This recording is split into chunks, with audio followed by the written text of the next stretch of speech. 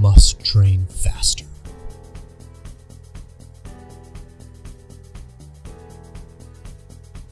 Must train harder.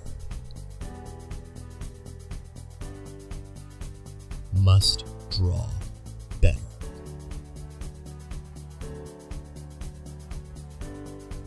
Water.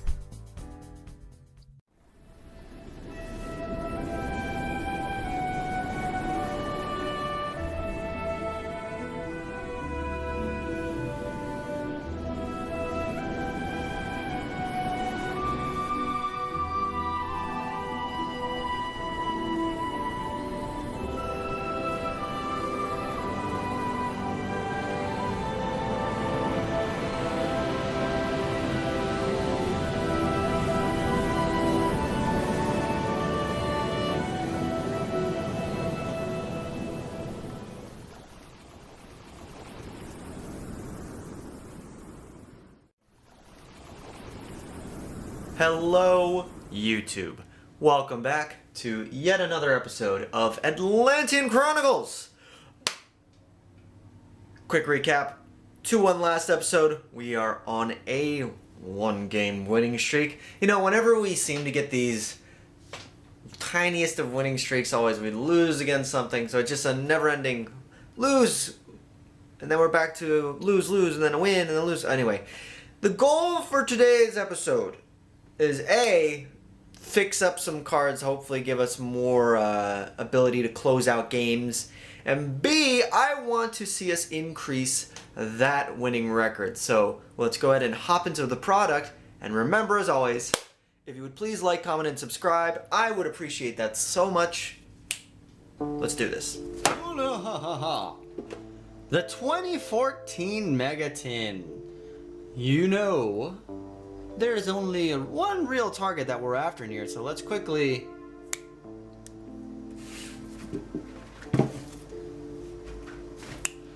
remove that seal. Now, ooh, a guide to cards and packs from 2014 Pendulum Monsters. Oh my god, Monster League Battle Pack 3. Oh, Super Starter, Space Time. Okay, yeah. Anyway, let's go ahead and jump into the nitty gritty in 3, 2.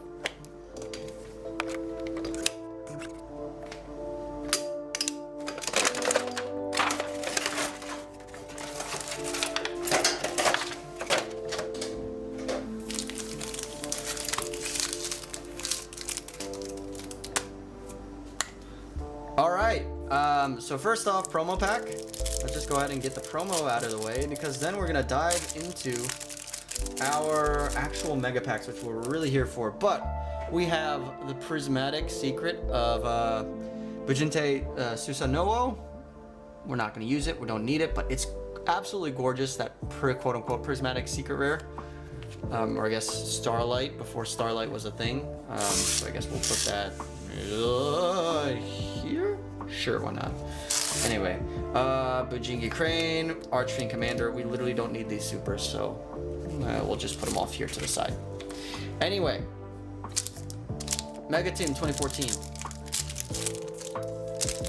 We're gonna go right ahead and dive into this pack. Ghost Trick Yugioh. Malicious Fork. We don't need a fork. We don't need Gaga Wind. Chip, chip, chip, chip, chip, chip, chip. Baby Raccoon. Mind Drain. We have a copy of this. It's an okay card. Brotherhood of the Firefist Rhino. Crimson Knight Vampire Brahm. Ooh. Coach Soldier Wolfbark as our secret. Marinia, the Prince of Sunflower. Battling Boxer. Gorgonic Guardian. Good card. Unfortunately does not fit in our strategy. Baby Raccoon Tantan.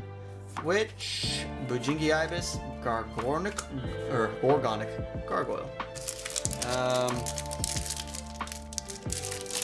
Yeah, anyway. We move in Fencing Fire Ferret. Memory Loss, solid card, but not, it's in the current wave, in the sealed only format. Like, you know what I mean. Sealed v sealed, it's a great card, but here no. Gravekeeper's Ambusher. Ghost Trick Stein. Madolce Five Brothers Explosion, Mecha Phantombeast Tetherwolf, cool card. Masked Chameleon as our Ultra, Pinpoint Guard as our Secret, Mecha Phantombeast Megaraptor as our Super. Bujinti Centipede, XYZ Block, Kujakiri Jaku, Mythic Water Dragon, Mecha Phantombeast Stealth Ray, Sylvan Blessing. Oh, jeez. Well. Huh. So far, bleh, but it's okay. We've got one more pack. Please, I'm just after a common in this set. Dodododo Buster, Gorgonic Ghoul, Battling Boxer Switch Hitter, Battling Boxer Red Garna, Shark Fortress, Mecha Phantombeast, Bujanudi, Rank Up Magic, Barion's Force. Actually, wait a minute. Target face-up Xyz, number CXCs with the same type as I multiple one rank higher. Yeah, I mean, technically we can use it if we want to go into the sea, but anyway, Rainbow Karibo is our Secret, Mount Sylvania is our Super, come on, Riseville Star Adjuster, Armageddon Designator, Interplanetary Purple Thorn Beast, Battling Boxer Headgear, Yugioh Wolf, King of Feral Imps, oh no. Well, tartar sauce.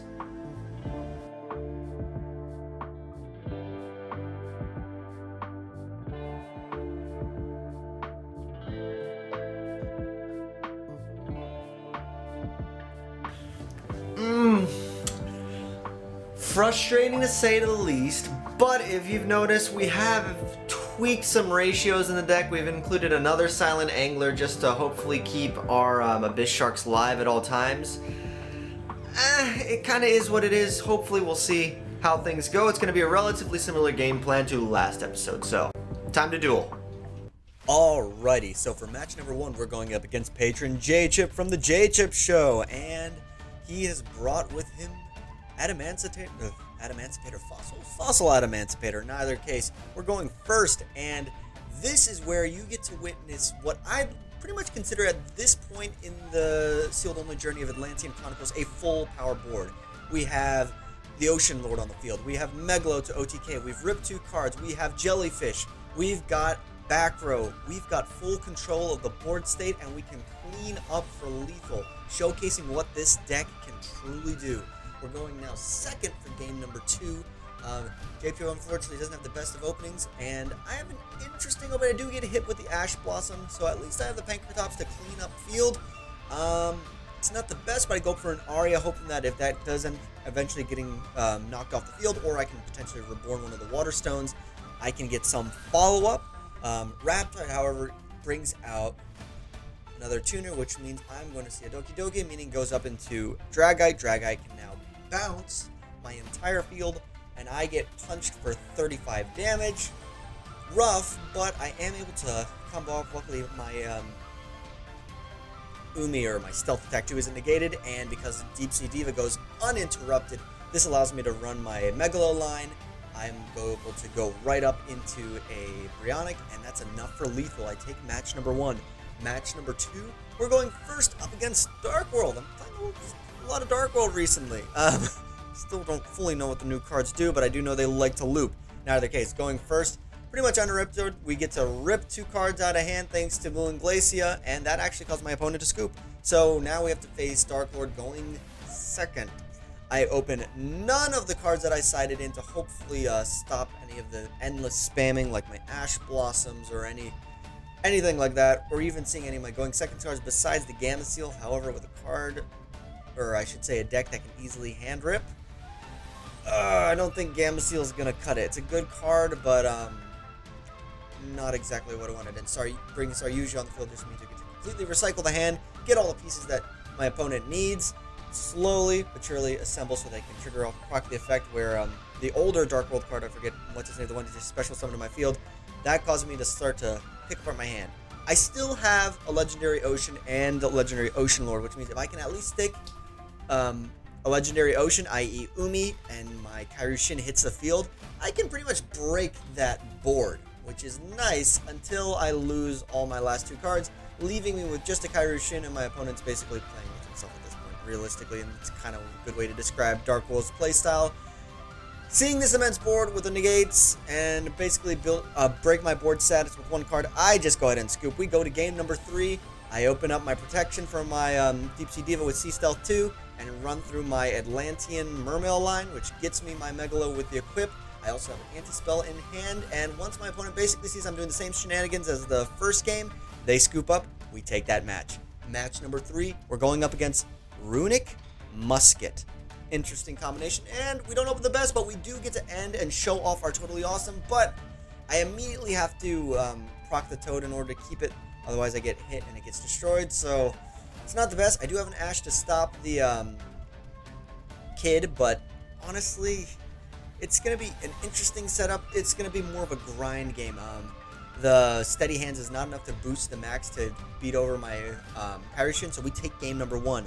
Game number 2 now, we're just going to have to hope that that Ash Blossom puts in enough work. Luckily, it does keep my opponent relatively calm in terms of back row, but this is going to be more of a grind game, it looks like.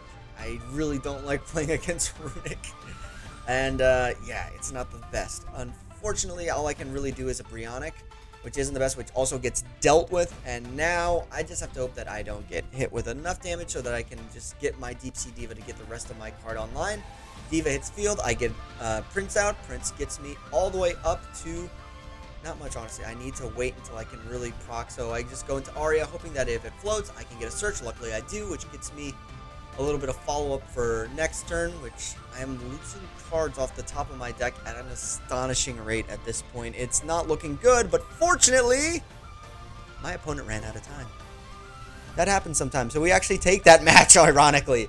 But I want an actual finish this off on a better note than that. So for match number 4, we're going up against this new mana deck. That's the new ritual deck that I don't really know how the name actually goes, but he brings out Demise of all cards, which is an interesting topic. This is the Starfrost deck, the Visa Starfrost.